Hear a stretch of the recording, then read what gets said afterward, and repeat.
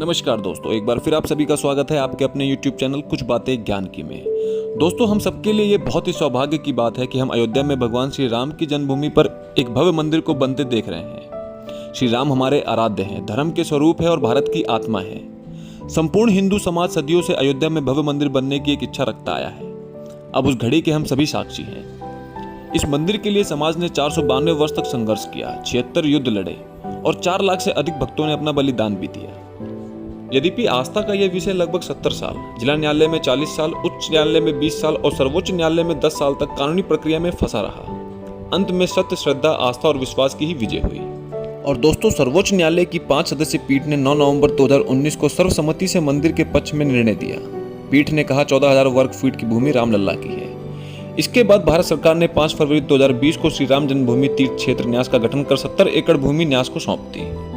दोस्तों, इस वीडियो को बिना स्किप किए अंत तक जरूर देखिएगा, क्योंकि आज इस वीडियो में हम एक ऐसे पावन धाम और सभी तीर्थों में श्रेष्ठ तीर्थ स्थल के बारे में आपको जानकारी देंगे, जहां पर भगवान श्री राम ने माता सीता और लक्ष्मण के साथ अपने वनवास काल के 11 वर्ष बिताए थे। दोस्तों, उस पावन धाम का नाम है चित्रकूट धाम, जो कि भारत के उत्तर प्रदेश राज्य के चित्रकूट जिले में स्थित है। चित्रकूट मंदाकिनी नदी के किनारे पर बसा भारत के सबसे प्राचीन तीर्थ स्थलों में एक है और साथ ही भारत के सभी प्राचीन तीर्थ स्थलों में भी एक है। दोस्तों, उत्तर प्रदेश और मध्य प्रदेश में 38.2 वर्ग किलोमीटर के क्षेत्र में फैला शांत और सुंदर चित्रकूट प्रकृति और ईश्वर के अनुपम देन है। इसी स्थान पर ऋषि अत्रि और सती अनसुईया ने ध्यान लगाया था। ब्रह्मा, विष्णु और महेश ने चित्रकूट में ही सती अनसुईया के घर पर जन्म लिया था।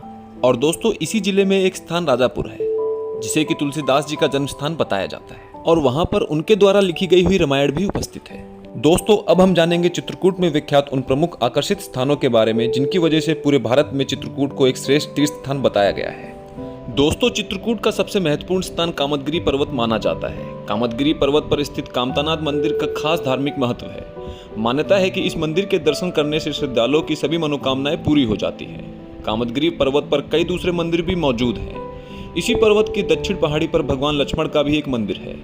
माना जाता है कि वनवास के समय लक्ष्मण जी यहाँ रहा करते थे। दोस्तों, अब आप जानेंगे चित्रकूट में पाए जाने वाले उस मुख्य घाट के बारे में। वह घाट है राम घाट, जहाँ प्रभु राम नित्य स्नान किया करते थे।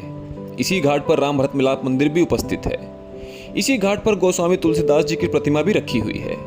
मंदाकिनी नदी के तट पर बने राम घाट में अनेक धार्मिक क्रियाकलाप चलते रहते हैं। घाट में गेरुआ वस्त्र धारण किए साधु संतों को भजन और कीर्तन करते देख बहुत ही अच्छा महसूस होता है।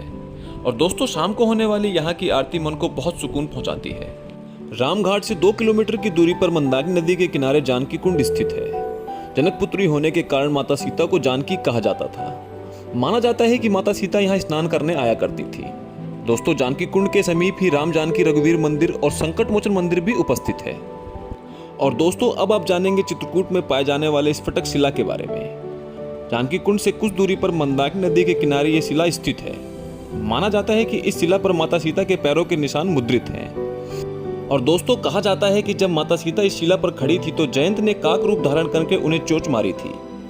दोस्तों, इसी शिला पर भगवान राम और माता सीता बैठकर चित्रकूट की सुंदरता को निहारते थे। स्फटिक शिला से लगभग 4 किलोमीटर की दूरी पर घने वनों में घिरा हुआ एक एकांत आश्रम स्थित है, जिसे कि हम लोग अनसुईया अत्रि आश्रम के नाम से जानते हैं। दोस्तों, इस आश्रम में अत्रि मुनि, माता अनसुईया, दत्तात्रेय और दुर्वासा मुनि की प्रतिमा स्थापित है। आइए दोस्तों, अब हम आपको आगे लिए चलते हैं चित्रकूट में पाए जाने वाली लोकप्रिय गुप्त गोदावरी की तरफ। दोस्तों, नगर से 18 किलोमीटर की दूरी पर गुप्त गोदावरी स्थित है। यहाँ 2 गुफाएं हैं। दोस्तों, एक गुफा चौड़ी है और एक ऊंची है।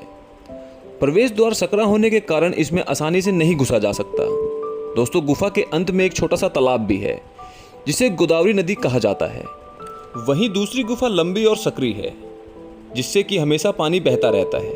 दोस्तों, कहा जाता है कि इसी गुफा के अंत में भगवान राम और लक्ष्मण ने दरबार लगाया था। दोस्तों, अब आप जानेंगे चित्रकूट में स्थित हनुमान धारा के बारे में। पहाड़ी के शिखर पर स्थित हनुमान धारा में हनुमान जी की एक विशाल मूर्ति उपस्थित है। मूर्ति के सामने तालाब में झरने से पानी गिरता रहता है। और दोस्तों, कहा जाता है कि भगवान श्री राम ने लंका दहन से आए अपने अनंत भक्त श्री हनुमान के आराम के लिए बनवाई थी।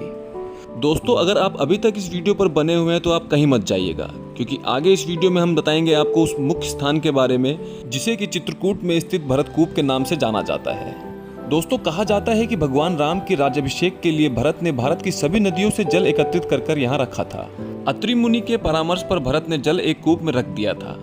इसी कूप को भरत कूप के नाम से जाना जाता है और भगवान राम को समर्पित यहाँ एक मंदिर भी है। जब श्री राम 14 वर्ष के लिए वनवास आए थे तब भरत को अपने माता कैकेयी के व्यवहार पर काफी दुख हुआ था। वे अयोध्या वासियों को साथ लेकर श्री राम को मनाने के लिए चित्रकूट आए थे। साथ में भगवान राम का राज्याभिषेक करने के लिए समस्त तीर्थों का जल भी साथ लाए थे। लेकिन भगवान राम 14 वर्ष वनवास के लिए दृढ़ प्रतिज्ञ थे। इस पर भरत काफी दुखी हुए और अपने साथ लाए समस्त तीर्थों के जलों को वहीं कुएं में डाल दिया। केवल अपने साथ भगवान राम की खड़ाऊ को लेकर वापस चले गए। दोस्तों तभी से इस स्थल का नाम भरतकूप पड़ा।